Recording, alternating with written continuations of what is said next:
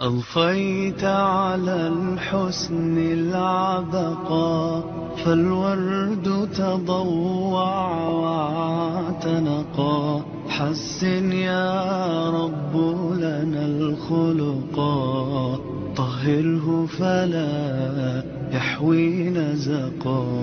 أضفيت على الحسن العبقى فالورد تضوع واعتنقا حسن يا رب لنا الخلقا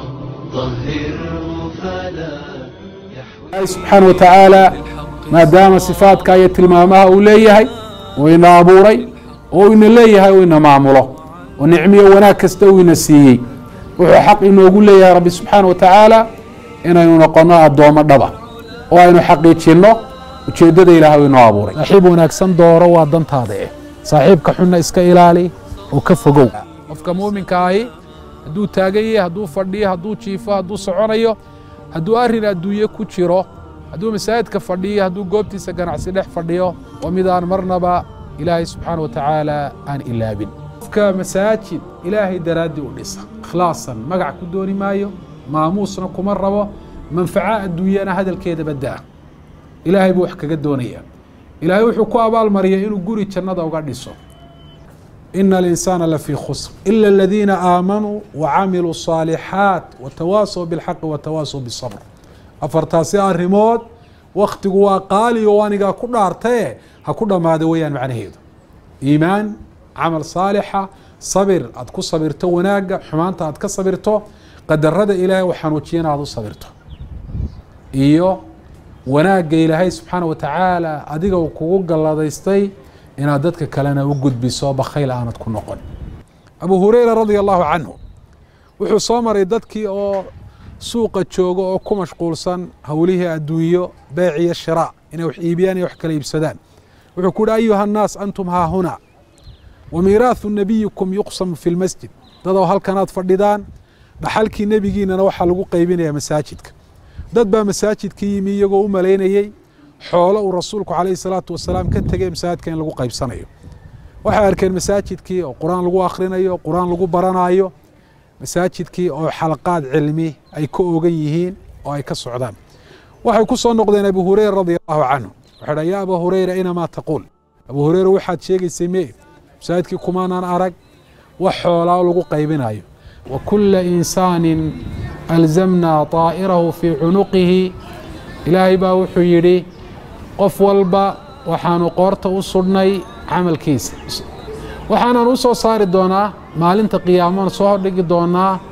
إساقوا قرال وآخريو اقرأ كتابك كفى بنفسك اليوم عليك حسيبا وحلوران دونا آخري قرال الذي لقى سميي نفتا دامانتا كوغو فيلان عدكو حسابي ساعدكو قرنقص أضفيت على الحسن العبقى فالورد تضوع واعتنقا حسن يا رب لنا الخلقا طهره فلا يحوي نزقا أضفيت على الحسن العبقى فالورد تضوع واعتنقا حسن يا رب لنا الخلقا طهره فلا يحوي نزقا. الحمد لله رب العالمين والعاقبة للمتقين ولا عدوان إلا على الظالمين وصلى الله على نبينا محمد وعلى آله وصحبه وسلم تسليما كثيرا أما بعد والسلام عليكم ورحمة الله وبركاته إلهي سبحانه وتعالى أفرها بدنا الدنيا دوشيدة شوكتا أبوري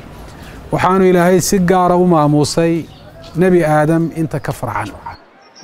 إلهي سبحانه وتعالى كي هو هذه الشرالة ميل نول ويسوه الشدة أرنتاسي وذا نولان شها وحكرنا شيء waxaa islaamku u yaqaano jaarnimada aljiwaar jaarnimadaasi islaamku wuxuu u yeelay xuquuq gaar ah oo dadka aan jaarka ahayni aanay isku lahayn meel adagna islaamku waa gaadhsiiyey وارين قرآن كاللغو حصي جارك دو iyo jaarka fog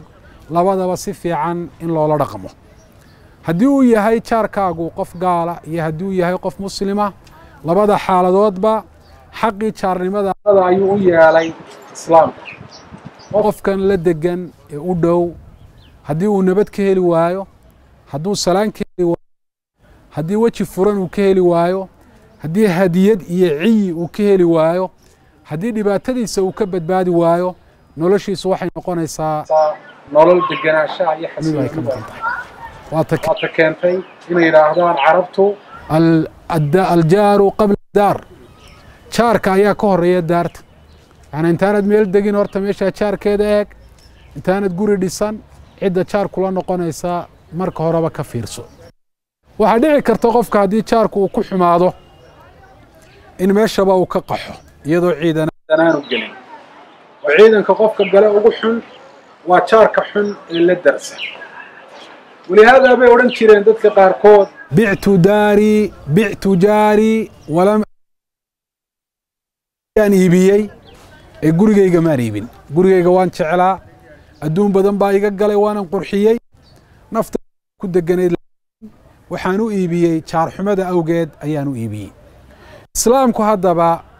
si qofku noloshan adduunyada deganaansho iyo xasilooni iyo farxad iyo murugo la'aan ugu noolaado waxaad u dhiirigeliyay dadka jaarka ahi si fiican inay u wada dhaqmaan xusnul jiwaar jaarnimo wanaaga rasuulkeenu calayhi salaatu wasalaam wuxuu sheegay jaarnimo wanaagu inuu yahay hal qodob oo ka mida qodobo dhowra oo qofka laga helo ilaahay subxaana wa tacaala uu jeclaanayo dembigiisana rabbi subxaana wa tacaala uu dhaafayo fariimo qaaliya oo aad iyo aad u qiimo badan oo iska daba imanayay ayaa soo gaadhaya nebi maxamed calayhi salaatu wasalaam fariimahaasi xagga ilaahay bay ka imanayeen waxaana xambaarsanaa oo mar walba siday malaku jibriil isagana fadligiisa aynu garanayno malaku jibriil in badan ayuu nebi maxamed kala hadlay xaqa jaarka ilaa uu yidhi rasuulku calayhi salaatu wasalaam maa zaala jibriilu yuusiinii biljaar xataa danantu annahu sayuwarihuhu jibriil kamuu suulin inuu jaarka igala hadlo oo uu ii dardaarmo oo uu ii keeno fariimo ummaddayda aan u gudbiyo ku saabsan jaarnimo wanaagga ilaa aan is yidhi malaa waxaaba la gaadhsiin doonaa in dadku jaarnimada ay isku dhexlaan taasi may dhicin laakiin rasuulku inuu sidaa maleeyo maxaa keenay waa weynaynta la weyneeyey xaqa jaarka ilaahay subxaana wa tacaala mar walba uu kala dardaarmayay nebi maxamed calayhi salaatu wasalaam jibriil la fariimahaasi qaaliga uu ugu soo dhiibayey islaamku jaarka xaq weyn ayuu u yeelay xaqa jaarku uu isku leeyahay waxaa ka mida inay aqoon isu kordhiyaan inay wanaagga isfaraan inay xumaanta iska reebaan naf qaybsi inay yeeshaan oo la wadaago xaaladaha farxadda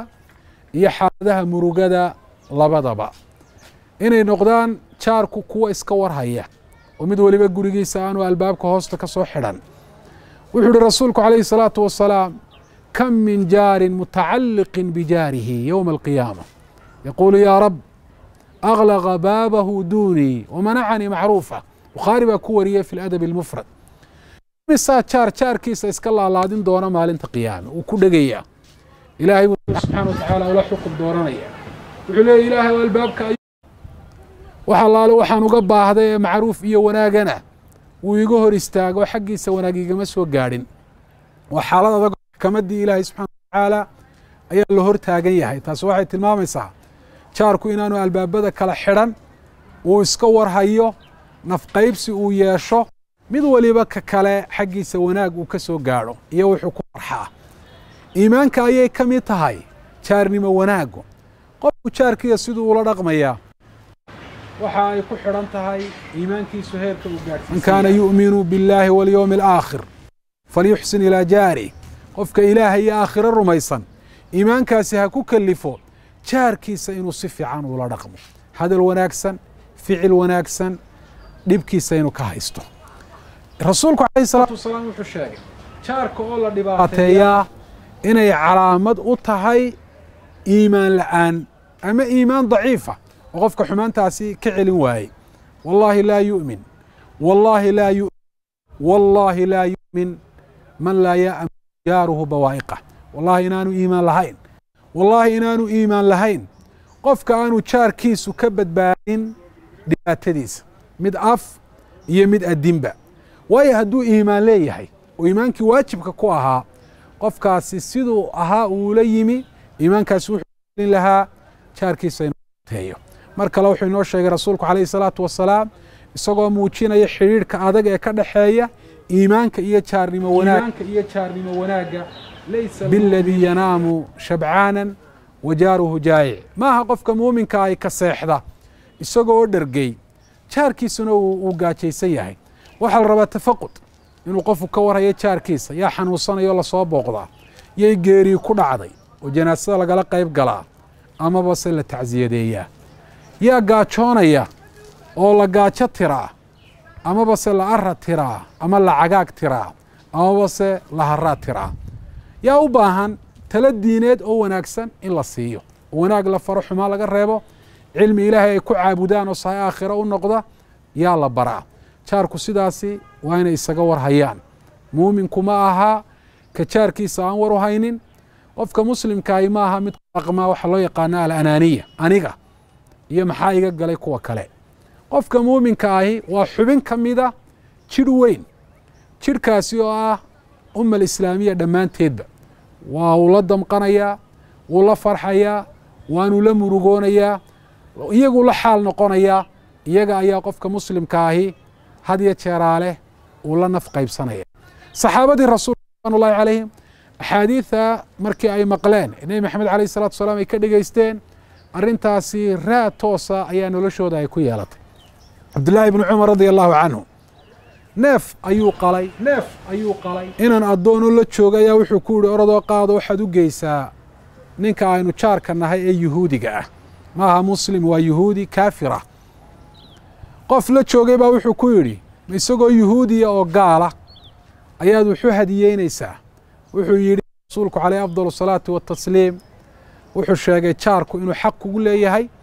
ama manuu kala qaadin jaarka muslimkaa iyo jaarka gaalka ah ka muslimkaa xaqii islaamnimo ayuu dheeri laakiin xaqii jaarnimo labaduba way wada leeyihiin waxay ka gaadheen dadka qaarkood ilaalinta jaarka iyo xaq dhowrkiisa inay xataa xayawaanaadka agtooda yimaada inay difaacaan waxaa dhacday nin inuu gurigiisa agtiisa ku soo degay ayax fara badan ayaxuna ugaadha xalaashaabuu ka mid yahay xataa gowrac uma baahna labada baktiye laynoo xalaaleeyey midkood weeyaan rasuulkeenu calayh salaatu wasalaam uu inoo sheegay dad baa ku soo qamaamay oo doonay inay ugaadhsadaan ayaxa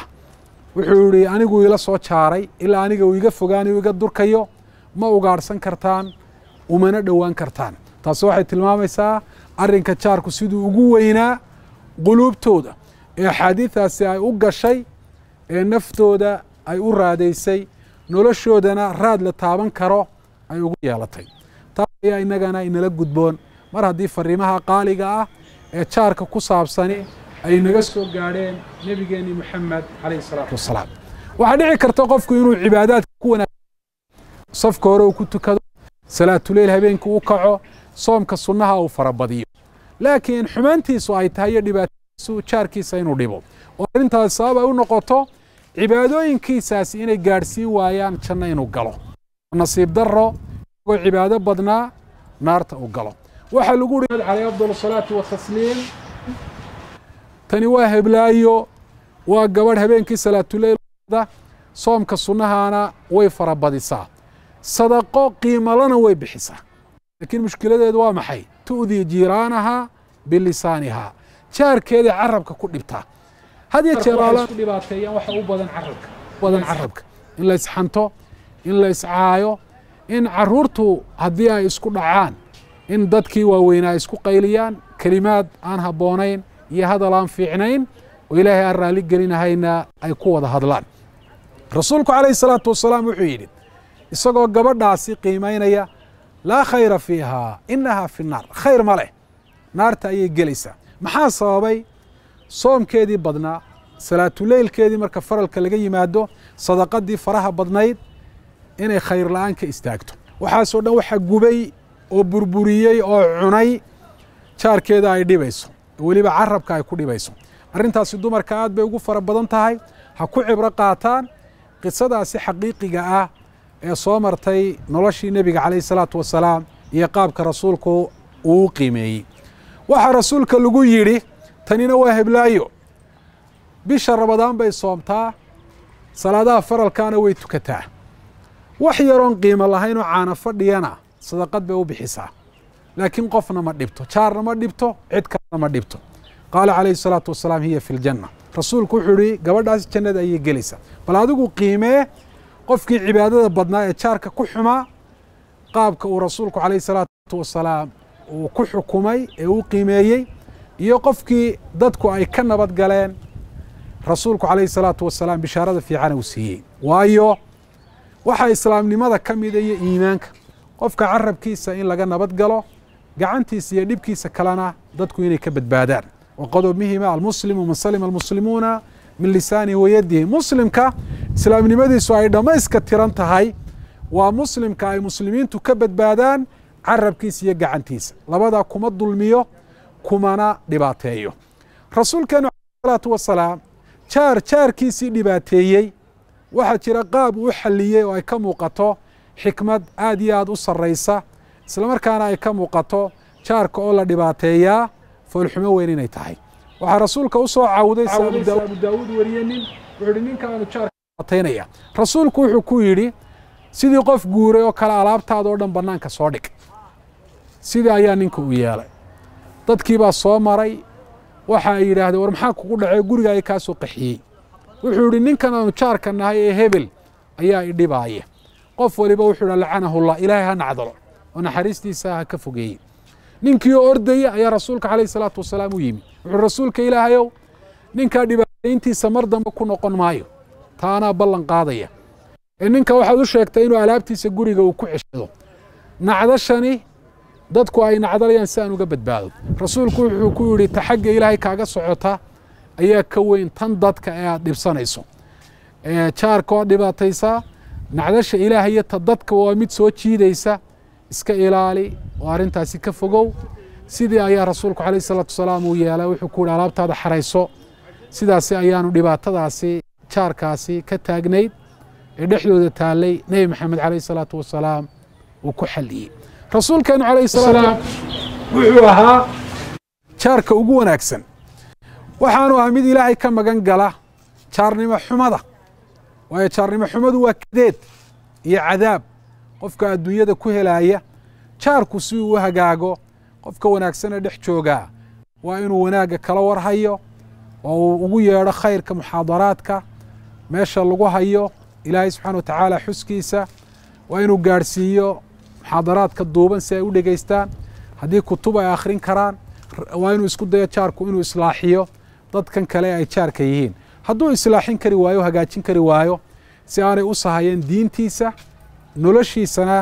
aanay uga xumaynin oo aanay uga qaadin deganaanshaha iyo xasiloonida waa inuu taxawulu iskaga guuro sida uu rasuulkeenu calayhi salaatu wasalaam uu ku taliyey aniga iyo adigaba waxay nagu waajibaa jaarka inaynu si fiican ula dhaqanno wax fiicanna ay naga maqlaan wax fiicanna ay naga arkaan ilaahayna taa hayna waafajiye wallahu aclam wasalaamu calaykum waraxmat ullahi wabarakaatu